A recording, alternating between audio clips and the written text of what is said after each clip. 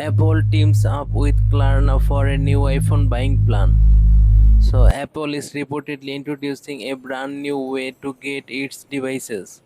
Instead of paying the full price upfront, customers may soon be able to lease an iPhone, iPad, Mac, or Apple Watch through a new partnership with Klarna. The new lease-to-own program will let users to pay a fixed monthly amount.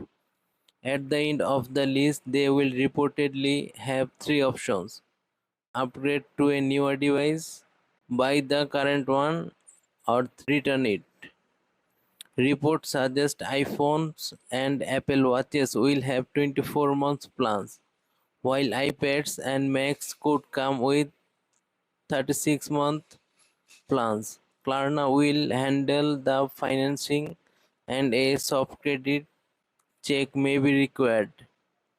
This move could make Apple's premium devices more affordable by reducing the upfront cost, while also encouraging customers to upgrade more often. So, would you lease your next iPhone instead of buying it outright? Let me know in the comments. Don't forget to like, subscribe, and follow for more tech news.